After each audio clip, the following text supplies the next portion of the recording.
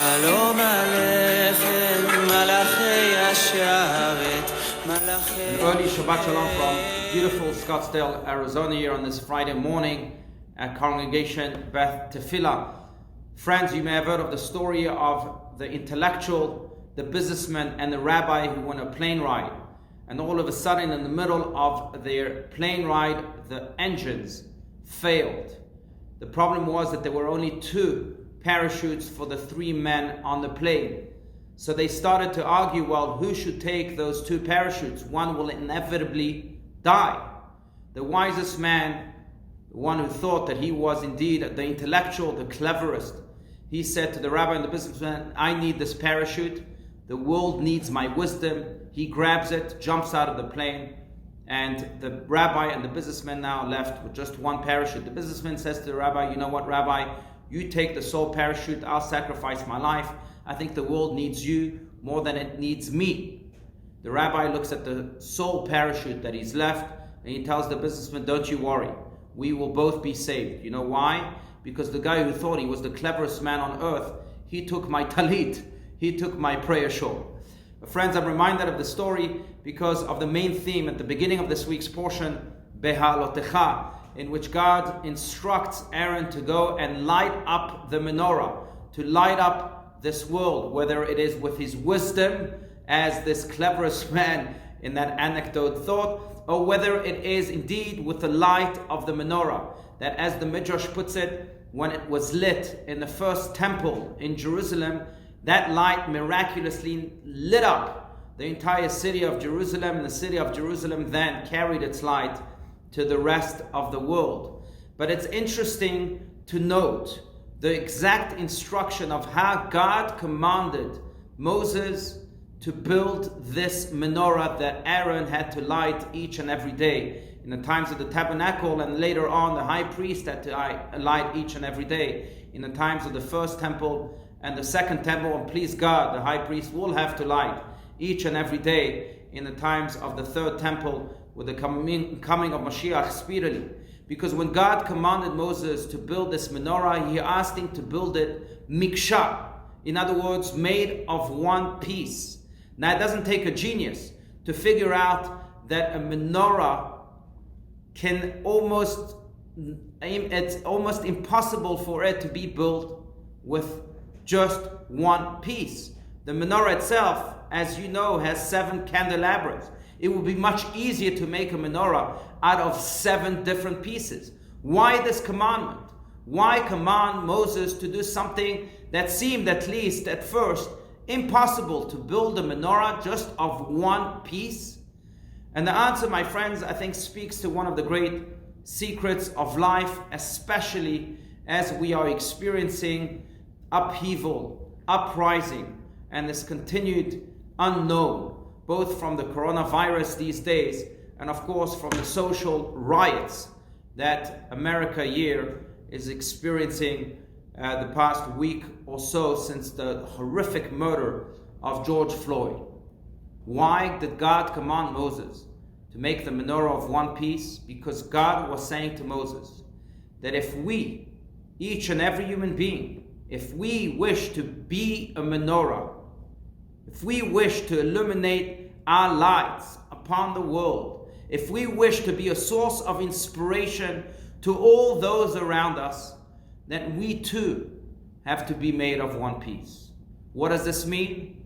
What it means is simply what we say we must practice. It's not enough to just talk the talk, as they say. We must walk the walk. What we have in here must be translated in there. It can't just be in there, or it can't just be in here. We have to be made of 1 piece. Our hearts and our actions must be one.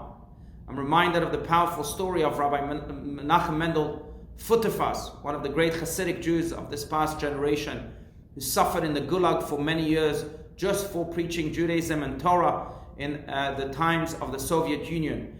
But once he found himself at a lunch meeting with all of the inmates in that Russian Gulag in Siberia, and the inmates started to cry and moan and complain. Once we had it all, they said. Today, the Russians robbed us of everything. Rabbi Mendel Futerfas stood among them and he smiled. So they approached him and they said to him, well, how can you smile? You were probably a loser before Siberia, and you remained a loser in Siberia. You lost nothing, and therefore you smile. Rabbi Mendel Futerfas said, no. In fact, before Siberia, I too was a successful businessman. I had a thriving factory. Why do I smile? Because what I had before Siberia is what I have today here in Siberia. You see, before Siberia, I was a servant of God. My anchor were my values. My deepest roots were God, His Torah, His commandments, those values of our heritage. What I have in Siberia remains the same. Year 2, I have God, His Torah, His values, our heritage. That's what I have, that's what I continue to live by.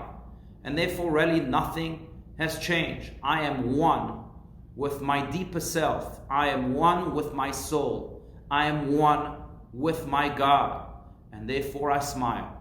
Therefore my menorah illuminates. To use a computer language, the only thing that changed in Mendel Futerfas's life was the software, not the hardware. The hardware was made of one piece, and therefore his menorah was lit at all times. Friends, many ask, what can we do during these times? How can we regain our control? How can we indeed thrive when there are so many uncertainties? The answer is in this week's portion. Make your menorah, make it out of one piece. Ensure that you are indeed one with your values. Find your deepest you. Find that soul. Ask yourself, what does it want? What does it yearn for? Maybe it is to do yet another mitzvah. Maybe it is to dedicate myself more time to dedicate myself more to my family. Maybe it is to devote more time to Torah study. That's what our soul wants. And the more we can become one with those voices of the soul, with the calling of our deeper self, with the purpose for which we were created, then our menorah will light through and through, even, yes, through those deepest challenge that we are each experiencing. Therefore, bless you, my friends, that we take this portion and we use it to bolster the light from within, the light of our own menorah, to again pick 1, 2, 3 values that we will make, that we will devote ourselves to, that we will become one with. And then no doubt, your menorah, my menorah, everyone's menorahs made of one piece will shine, bring healing and light to our entire world. Amen. Amen. Shabbat Shalom. מלאכי השרת, מלאכי